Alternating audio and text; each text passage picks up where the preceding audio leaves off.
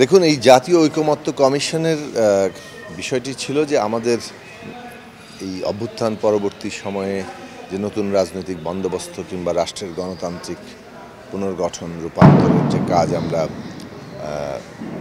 আমাদের সামনে একটা কর্তব্য আকারে হাজির হয়েছে, সেই বিষয়ে আমরা কোন কোন বিষয়ে ঐকমত্য তৈরি হচ্ছে, কোন বিষয়গুলোতে আমাদের পার্থক্য থাকছে সেটা নির্ধারণ করা এবং সংস্কার প্রস্তাবগুলো ছিল, রাজনৈতিক দলগুলো তার মতামত দিয়েছে এবং এখন ওই মতামতগুলোর ভিত্তিতে আলোচনার মধ্য দিয়ে আমরা অনেকগুলো বিষয়ে পরস্পরকে সমৃদ্ধ করছি, এঙ্গেজড হচ্ছি এবং এর মধ্য দিয়ে আমাদের ঐক্যের জায়গাটা আরও সম্প্রসারিত হচ্ছে।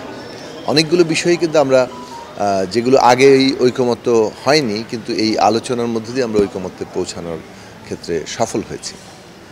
কাজে এটা হচ্ছে একটা প্রক্রিয়া যেখানে আমরা মানে সর্বাধিক কতটুকু ঐক্যবদ্ধ হওয়া যায় সেইটার বিষয়ে আমরা আমাদের চেষ্টা করছি এবং সর্বোচ্চ ঐক্যটা ঠিক করার চেষ্টা করা হচ্ছে। এরপরও পার্থক্য থাকবে, অনেকগুলো বিষয়ে মোটামুটি এখনই বোঝা যাচ্ছে যে সেগুলোতে হয়তো বা ঐকমত্য হবে না।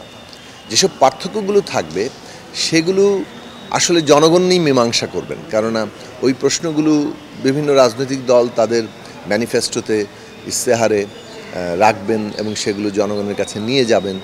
জনগণ ভবিষ্যৎ রাষ্ট্রটাকে যেভাবে দেখতে চান, তার রাজনৈতিক, অর্থনৈতিক এবং সাংস্কৃতিক সমস্ত দিক থেকে,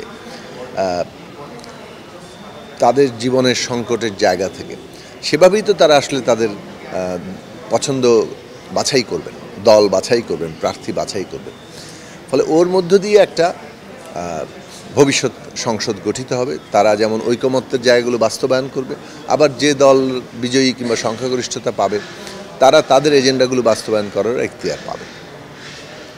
এখন এইখানে ঐকমত্য তৈরি হওয়ার পরে যেসব বিষয়ে পার্থক্য থেকে যাচ্ছে সেইগুলো তো যার যার দলগতভাবে কতটা গুরুত্বের সাথে কতটা সামনে আনবে সেটা পরবর্তীকালে দেখা যাবে। আমরা যেটা বিবেচনা করছি যে ভবিষ্যতে নির্বাচনী জোট কিংবা নির্বাচনের কোনো সমঝোতা, এগুলো তো একটা রাজনৈতিক প্রশ্ন। সেই রাজনৈতিক প্রশ্নের উপর দাঁড়িয়েই কিন্তু সেটা হবে। এইটা আসলে এখন যে বাস্তবতা সেটার উপরই পুরোপুরি নির্ভর করবে তা নয়। এইখানে ঐকমত্য তৈরির জায়গাটা চলছে। ভবিষ্যতে রাজনৈতিক প্রশ্ন এবং নির্বাচনের প্রশ্ন যখন সামনে আসবে তখন নির্বাচনী জোট কিংবা সমঝোতার প্রশ্নগুলো আরও স্পষ্ট হবে। এই মুহূর্তে নির্বাচনী জোট কিংবা সমঝোতার প্রশ্নটা এই ঐকমত্যের আলোচনা থেকে খুব স্পষ্ট হবে বলে আমরা এখনো মনে করছি না।